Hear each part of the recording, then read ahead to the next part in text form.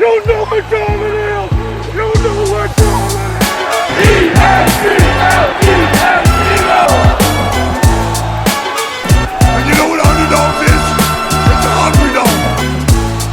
And the second tick away, and the Eagles are alive! Eagles fans everywhere, this is for you! Let the celebration begin! Welcome, everyone, to Wingin It. This is episode 54. I'm Ali.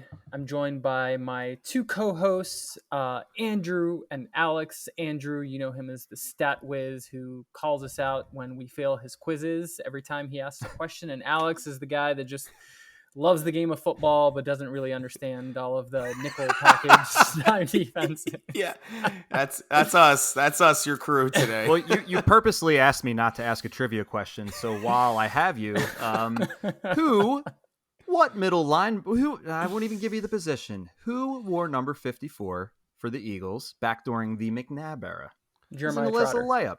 All right, thank you. It's a little layup. Yeah, See, we're just getting warmed Come up on here. now. Come on now. Before we get into this episode, a quick reminder, drop us a follow on our Instagram page. Aleks, are we at 500 followers? Close We're to 600. actually almost at 600 followers, and I gotta say, the engagement has been awesome. There's so many DMs, so many people that want to come on and talk to us. We appreciate it. We've tripled the amount of podcast views we get in a week since we launched like 3-4 weeks ago. So you guys are awesome. Thank you so much for all the engagements. Winging.it.pod. Please make sure you guys give us a follow. At 1,000 followers, we're going to have some big announcements coming, so you definitely don't want to miss it. Yes, thank you. Again, wingingit.it.pod. Join us on our YouTube page. Make sure you like and hit that subscribe button, as well as hitting that notification bell to make sure that you don't miss any content. We're coming out with 2 videos at least per week. This is like content coming at you at such a high rate of speed. If you're on Facebook, if you're still, hanging out in Facebook in that world, we're on there as well. Please also drop us a follow on Apple Podcast as well as Spotify. We mentioned SoundCloud last week. I didn't know people could subscribe to Sound. I guess if you're on SoundCloud, make sure you drop us a follow there. Before we jump into this episode, this is the Eagles against the Vikings week matchup where we're looking ahead at our Eagles-Vikings Thursday night football game. As we did last week when we brought on a special guest to represent our opposing team, this week I want to extend a warm Wingin' It welcome to our friend Sarah on the podcast. Sarah, thank you so much for coming on. Yeah, thanks for having me. So before we were doing the little run through on what our show is going to look like, Sarah was actually at a really cool place a few years ago in was it US Bank Stadium? Yeah. Show the camera what momentum you have there. Wow. Super Bowl 52. Eagles win, as much as that breaks my heart. I was there. Great game. So congrats, guys, on your Super Bowl. For Sarah, everyone give us not a on little our bit of... For everyone not on our YouTube page, Sarah was holding up the esteemed ticket of our first and only Super Bowl win. Sadly, Aleks and I did not get to have the pleasure of holding our tickets. It's all right. We're going to go to Vegas this year, right, Ali? That's right. Sarah, give us a little bit of background on just like your fandom, upbringing. Have you always been a Vikings fan? Are your parents Vikings fans? Are they not? Like, give us a little bit of background on your team here. Yeah, always been diehard Vikings fan. My family, friends, my husband, seems like everyone I know is a Vikings fan for the most part. I have some Green Bay fans in my family, which is terrible. But yeah, so just always grew up watching football. Sundays were for football. Lots of heartbreak in our family when it comes to Vikings, but Vikings fans through and through. So hopefully one of these years we'll see a Super Bowl and win.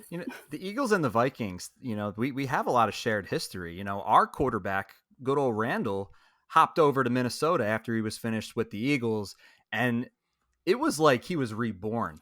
Yep. That was the greatest. That was one of the most fun teams to watch. They kind of remind me of kind of like how Miami is these days, or honestly, maybe how the Eagles are. But they had Randy Moss, they had Chris Carter, and I just remember Randall just dropping back and he would just sling that thing all over the field. And then, now a few short years later, you took Jalen Reagor off of our hands. So thank you. Let's not forget Sam Bradford. I think we got a couple of draft picks for geez. Sam Bradford as well from the Sam Chip Kelly Bradford. era. Yeah, we like to imagine if we actually. actually. Imagine if we picked up that bum Justin Jefferson. Woof. I know. Total off. All right, boys. Well, how do we want this to look? I mean, we have a game upcoming. We were a little bit worried about what happened during the New England game. I have to say, it felt like some of the wind was taken out of our sails when we thought about this. But I do think going into the week, we actually have a pretty good history against the Minnesota Vikings. So, fun little quick stat for you. The Eagles have beat the Vikings at Lincoln Financial Field the last 10 out of 13 times they played. And the last 3 wins, we won by an average of 17 points. So not only have we been beating up on the team in purple, but we've also been beating them pretty convincingly. Andrew, let's start with you. What is your take? What are the keys to success? What are you worried about? And then maybe we can go into a score prediction. Overall, I think that this is going to be a higher scoring game. Everything that when I think of this game, I think of the Eagles. I'm really looking forward to seeing our passing attack because it was not what we had hoped for in New England. We can blame the weather. We can blame being on the road. We can blame first game rust. But I think even though it's a short week, if there's a team you can throw the ball on, it's Minnesota. Last year, they ranked second in yards allowed, or second worst in yards allowed, I should say. So this is a team that gives up yards through the air. However, guys, I don't like the level of worry that I have. And a lot of that is due to the Eagles' injuries. We saw Nakobe Dean's probably going to be out for multiple weeks. We saw James Bradbury is still in the concussion protocol. And then this week, or earlier today, I saw Reed Blankenship on the injury report. So dude. I was already kind of fearing obviously I fear Justin Jefferson. Yes, I think that Darius Slay can match up with Justin Jefferson. Last year, I believe Jefferson was held in check for the most part. So obviously I'm confident in Slay, but I feel like it's going to be a really tall order for the Eagles to have to stop both Jefferson and Hawkinson after seeing how the Patriots had success through the air. I'm confident with our run defense right now. Alexander Madison doesn't scare me, but I am worried about our pass attack. So whoever wants to piggyback off of that, I am fearful of tomorrow night's game. Sarah, why don't we pass it over to our guests to kind of give your analysis? Sure. I had a lot of the same thoughts. I think that our biggest impact will be TJ Hawkinson. Just knowing that the Eagles did struggle with the Patriots tight end and knowing that Flores comes from Belichick, I think we're probably going to run something similar. And plus, TJ Hawkinson is pretty solid for us, and the dude just looks like a Viking. So I'm hoping that he can help us and be a big factor in this game. But I am interested, too, in the Jefferson and Slay matchup just to see how that compares this year. Obviously, Slay shut him down last year, so hoping that we can find a way to get Jefferson open. But I think it'll be interesting. It'll be interesting to see how Addison plays for us if Jefferson is tied up with Slay. So I think that's my hot take right now offensively. Yeah, that's a good point about Addison, right? Bradbury coming out and still in the concussion protocol means Job is going to be the person replacing James Bradbury. I do think that's going to be one of the more interesting matchups. Addison had a pretty solid game against the Buccaneers. This is such a weird time during the football season, the first couple of weeks, because everyone is still kind of feeling each other out because you play one team and you're not really sure if this team is actually good or if it's kind of a bad game, right? So when the Vikings last year in week 1 beat on the Green Bay Packers and we struggled against the Detroit Lions in the first week, I remember texting our group thread saying, hey, I can't wait for the Minnesota Vikings to carve up our defense next week. And it actually turned out to be a pretty lopsided win.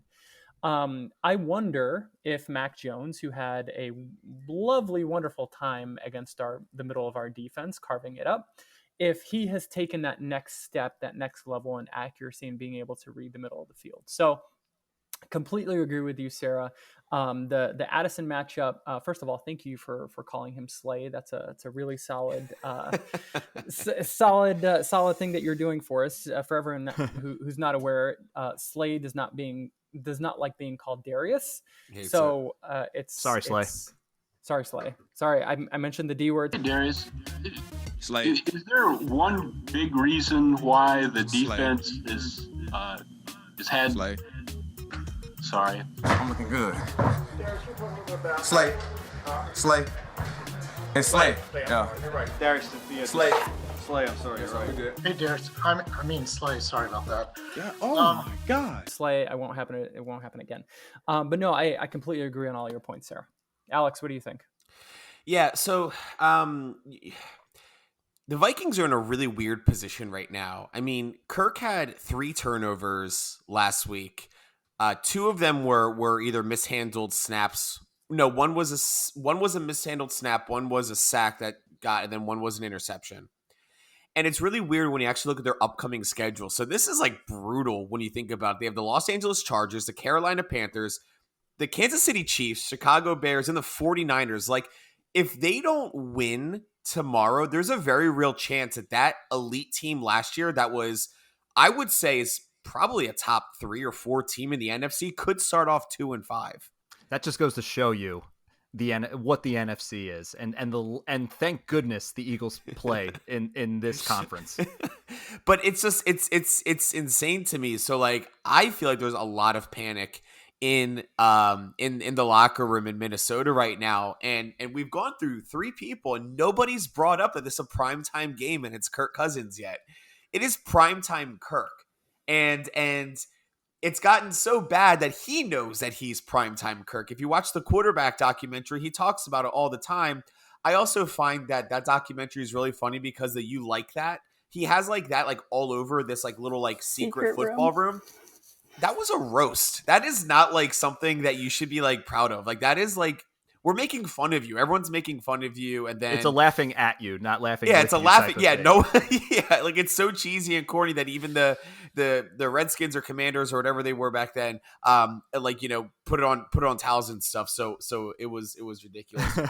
I agree with everything you guys said. I think T.J. Hawkinson is going to be the biggest problem. Hunter Henry, Mike Gesicki, you know, really had our number out, and I really think it's going to come down to 2 things. One. We have to create pressure on Kirk Cousins. We didn't do a very good job of that last week. Kirk is a vet. I don't think he has very elite pocket presence. We have to create pressure on him. And 2, I agree with you, Andrew. I think it's going to be high scoring. So we simply just have to score more points than them and punt as little as possible. I think that our offense is going to be a little bit better. I think that Nick got into Jalen's head. Let's also not forget that with Kenny Gainwell out, we have a fresh leg in DeAndre Swift and fresh legs in Rashad Penny, which is what was your sleeper pick for the week, Andrew? And 2 or 3 touchdowns. What was it, like plus 10,000 odds at one point? Well, you know, I got a little birdie told me that Gainwell was dealing with a rib injury, and this was well before that news had been released.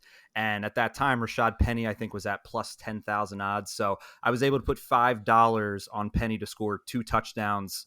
You know, which is doable. And my $5 bet could win $500, which, hey, you know, that's, and 1 touchdown was plus 750. So that got sliced in half, you know, the more that the Gainwell news started coming out. But yeah, anyway, back to but so I think that it's going to be a high scoring game. I actually have the total amount of points here at 61. I know that's like pretty ridiculous, but I think that it's going to be high. It's going to be very close. I'll give you guys my score prediction here in a little bit.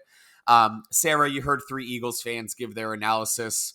Where are we crazy? Where are we wrong? Do you agree with us? What do you think the final score is going to be? Yeah, I had 28-21 Vikings. Yeah. I know that's probably not the best guess to go with. I went back and forth all week, really, on if I thought the Vikings would pull out a win or not. I think there's some factors that are really going to hinder us, and that's going to be our offensive line. It's terrible. Our starting center is out, and Ed Ingram, our guard, is terrible. So I'm a little nervous for our offensive line. I think that's my biggest factor. I do think offensively we're pretty comparable, but I do think the Eagles have a slight edge on us. I think defensively, I think we'll be okay, and I do think it will be a high-scoring game, but it'll just depend on if we can give Kirk time. So I did pick the Vikings. It's my hot take. But going to Philly and beating the Eagles is a big ask. So it's all right. If you tuned in last week, you would have saw that I picked the Patriots to win Week 1. So it is. No, and your friend and Chris picked the Eagles to win. So you were the only one that didn't pick the. I know. But in regards to your offensive line comments, like although true, the Patriots had 2 of their starters out on their offensive line, and I think we had okay amount of pressures, but Mac Jones 54 passes over 300 yards. If Kirk was faced with the same amount of pressure, I have no trouble believing that he would throw for 4 or maybe even 500 yards in a game like that. Yeah, Kirk definitely has to have a big game, I think, for us to pull off the win. And if the Eagles are unable to provide steady pressure, I think Kirk Cousins is going to have a really big game. I think this is really going to come down to the Eagles being able to apply pressure. They need to finish this game with 3 or 4 sacks. If they only finish with 1 sack, I don't think the Eagles are going to win. I think that the holes in the defense are going to be too much to overcome. I can see this just being a shootout. The team with the ball last might kick a field goal to win the game. I have the score similar to you, Alex. I have it at 60. I have this as a 31-29 game.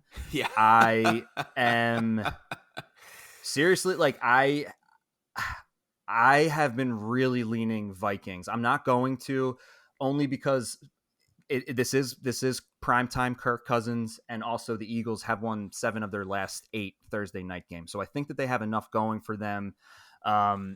And I'm also kind of curious if the Eagles just go like 1 linebacker and they maybe like bring Sidney Jones as an extra.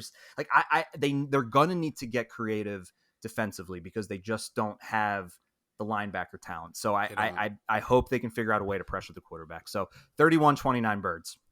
Yeah, I think Sidney Brown is Reed's backup.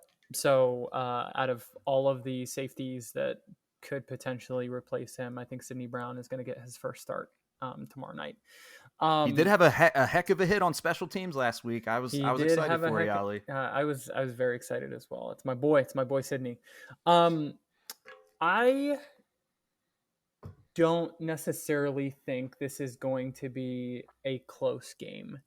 I agree with everything that you guys said, in that if we can't pressure Kirk Cousins, then it's going to turn ugly. However, I do have faith in the fact that this is our first game of the season. The crowd is going to play an impactful role in this game, not allowing Kirk Cousins to be able to hear the play call, making it difficult at the line of scrimmage. And I think by the end of this game, we will have the ball at the end with a comfortable lead where we don't have to convert on 4th down in order to win. So in this case, I think this game is going to end at 38-21 Eagles. 38-21. Yeah, I mean, here's the thing. For the Tampa Bay Buccaneers, the Tampa Bay Bakers, to beat Kirk, he had to do 3 turnovers. We are going to need 1 or 2 turnovers in this game. I think this is gonna be one of the games where we don't see the Vikings punt an awful lot, if at all. So like I said, we just have to score the points more than they do. If we see a few punts and Kirk can just throw the ball to Slay, which I just don't even think he needs to go to Jefferson. I just think he's going to go to Hawkinson and just single out Job the whole time. So I'm going to go very closely to you, Andrew. And the funny thing is, I was thinking about that today and I almost gave that same exact score. But I'm going to go 30-31 Birds. It may even be a game that goes into overtime. Just an absolutely close game. I'm excited. Ali and I are going to be there tomorrow. We'll make sure we post plenty of pictures. First game that we'll be at together since the Super Bowl in Phoenix. So hopefully you're not a bad omen for me. We can go to more games together, Ali. I'm really close to changing my pick, just knowing that both of you are going to be there because the last time it didn't end so well. So I'm scarred. I am scarred. Alex, if we lose tomorrow, I think consider it the last game we go together. Yeah, I think that's a pretty accurate statement there. Yeah. Listen. All right, Gary, just leave the room. Listen to me. Gary, I don't want to be near you right now. Please, just shut the door. All right. Anything else we want to talk about the game, or we want to get into swinging it?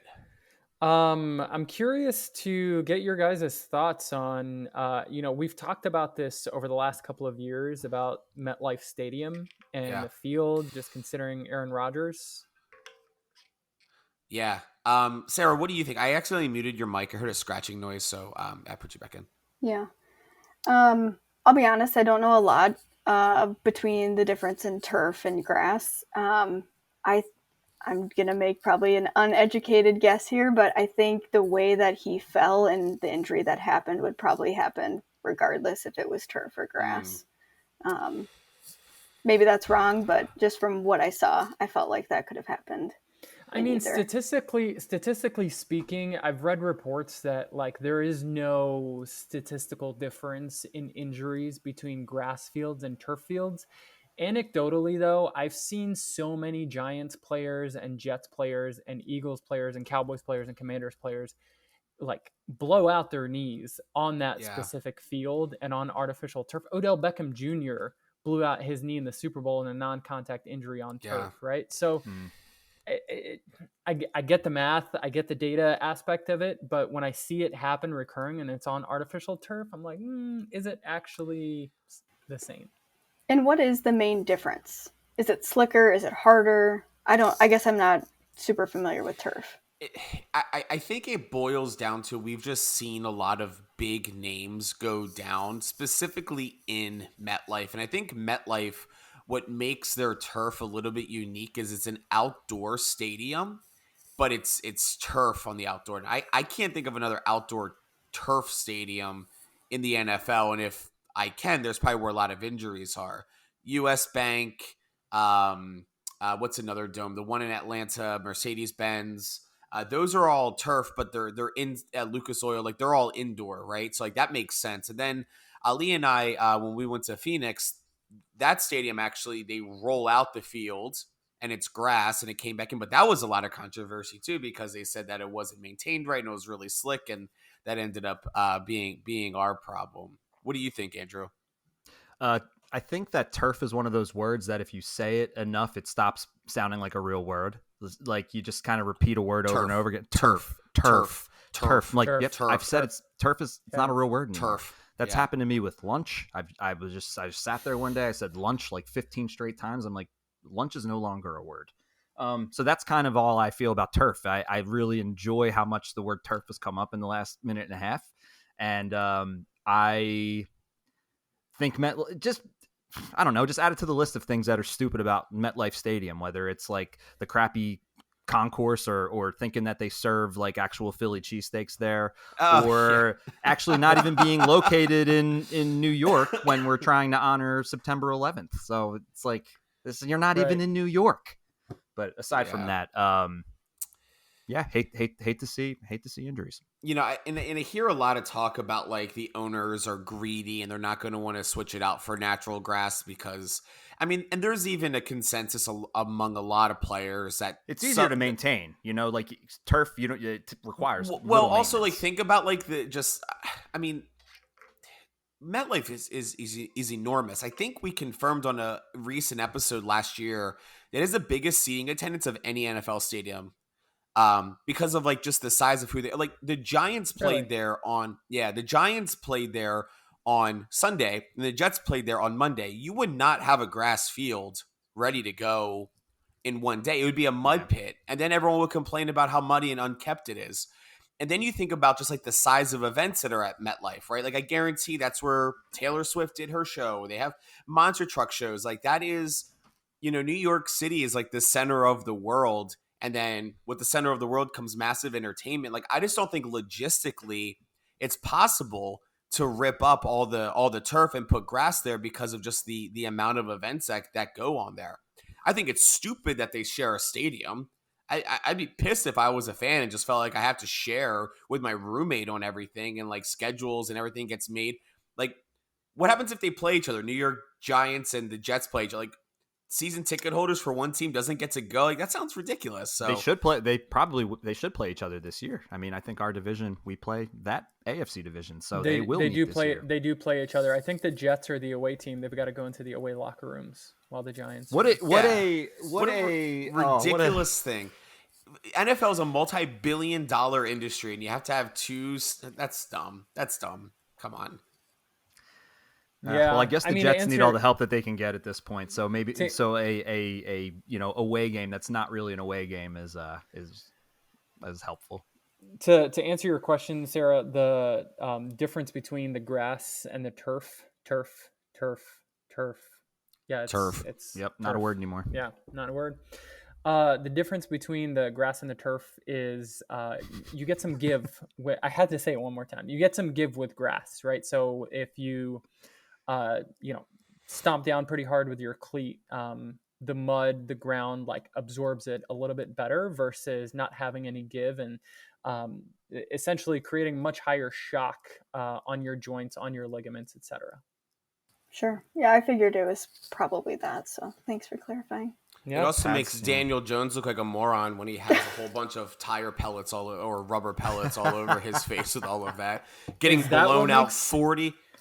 Is that what makes Daniel Jones look like a moron? Because I think he just looks or like just his team getting blown out 40 to freaking nothing by the Cowboys. I think they're in for a rude awakening.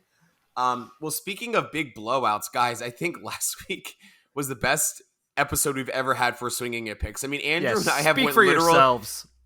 Andrew and I have literally gone seasons without us picking a winning underdog pick for the week. So, Andrew, why don't you introduce the segment and we'll get into Swinging It. Swinging It, underdog picks for the week. Well, my friends, I'm going to start having to listen to all of you on game day and play some wagers along the lines of whatever you guys are feeling because you guys all took care of business last week. You swung for the fences, and you freaking nailed it. So to give a quick recap, Sarah, there's going to be a lot of pressure on you today because right now, the front runner is the audience. So the audience is leading, yeah. So last week, Chris selected the Tampa Bay Buccaneers to defeat your Minnesota Vikings, and because of that, you are in the lead with 6 points, followed by Aleks, who picked the Lions, who beat the Kansas City Chiefs, who saw that coming. Aleks did. So Aleks is on the board with 4.5. Right behind Aleks, we have Ali, who the Zach Wilsons beat the Buffalo Frauds, and then Ali's on the board with a whole 2.5 points. Then there's I never had a doubt in Zach Wilson. Neither one's that Garrett Wilson catch, by the way, was absurd. That whole game was absurd. Sick. It was a fun. Sick. And then, to round things out, when I say round things out, that's because I got a big fat 0 for selecting the Carolina Panthers over the Atlanta Falcons. I got served. They did not look good. So anyway, that's where we are. New week ahead of us, a new time to shine. Let's start off with the leaders. Sarah, you have the floor. I know you already picked the Vikings before. I don't know if that's who's going to be your swinging a pick, but hit us with it. That is my underdog pick is the Vikings. Smart. So what line did you see the Vikings at? I'm on DraftKings right now. I currently see the Vikings as a 6.5 point underdog, which is one of the bigger spreads of the week. Yeah, when I looked, it was 7. I don't know if that matters, but I think we can trust you guys. I think 7 is acceptable. Sure. That would be a monster lead for the audience if they got that many points right away. Judging based All right. on how last season went, where like the entire back half, none of us were hitting on any of them. Anyway, It was rough. I'm going to go last. I want Andrew to go next because he didn't have it. Then we'll go to Ali, and I'll finish because you stole mine last week. Because I stole yours last week, so I'm hoping you're going to steal mine. Well, thank you for throwing me a bone because I need all the help I can get. I really strongly considered the Vikings, which shouldn't be a surprise because I was very torn on that outcome. And, I need to get back in the game here. So I don't want to go for a little 1-pointer or 2-pointer. So I need something that has a little bit of, a little life to it. But there's really not much to choose from. I am going to go with, this is a baby pick, but I'm going to go with the Pittsburgh Steelers, who are a 2-point underdog against the Cleveland Browns. It's a divisional matchup. The Steelers got embarrassed by the 49ers last week. I'm just trying to get on the board. It doesn't have to be a lot, but it's a primetime game in Pittsburgh. I think that Cleveland won last week. Pittsburgh lost. I think things even out a little bit this week. So give me the whole 2 points for the Pittsburgh Steelers. Alrighty then. Getting on the board. I like it. I was getting really nervous as you were talking. I thought you were going to take my pick, but I am going to swing for the fences with this one. I am picking the Las Vegas Raiders against the Buffalo Bills. Josh Allen, I've maintained that he's looking like 2017 Josh Allen. He was supposed to throw the balls to the team with the blue jerseys and was throwing the balls to the team from New Jersey. And I expect that it's going to continue to happen this weekend. I really liked how Jimmy G played against, again, I don't know if the Broncos are good under Sean Payton. I don't know if they're bad. But Jimmy G was playing he was putting the balls in some pretty tight spaces. He threw a couple of interceptions, I think 1 or 2 that really weren't his fault. They just got broken up and tipped up in the air and got intercepted. So put me down for the Las Vegas Raiders against the Buffalo Bills. I understood the Carson Wentz comparison finally during that game. That was a very Carson Wentz-like performance by Josh Allen. He's got no focus, all athleticism. That guy just shows up to heave the ball as fast or as far as he can. Yeah. He looked identical to Carson Wentz on that game. Okay. You did not steal my pick. So I'm happy to say the Cincinnati Bengals looked absolutely awful this week. They are a 3-point underdog. Baltimore Ravens are a 3-point underdog to the Cincinnati Bengals. I think Lamar Jackson is a baller. I think he just hasn't played in an NFL game in a while, and he still looked okay for the most part. He needs to focus on ball security. He reminded me of that Donovan McNabb. My bad, where he's patting his chest and everything every time he's dropping back. But I think the Ravens have the Bengals number. I don't know what the deal with Joe Burrow is, man. Deshaun Watson didn't look good either. I mean, that whole division went from an elite one that we liked watching them duke it out to, the Steelers just getting absolutely blown out. The Bengals looking absolutely awful 2 days after Joe Burrow became the highest paid quarterback in the league, and Deshaun Watson with a whole bunch of no names out there doing stuff. So give me the Ravens to win against the Bengals in that one. Some good news for you, Alex. I'm looking at DraftKings and I see that the Ravens are a 3.5-point underdog. So I'll even give you that extra half point. We got to. Besides making up words like turf, you have integrity, and those are just 2 things that I absolutely love about you, man. Thank you for that. Turf and integrity. Turf and integrity. That's what we're going to call this episode. We need to put that. We need to put that. We need to put that on the shirt. Yes. I am a little surprised that the Bengals are a 3.5. Well.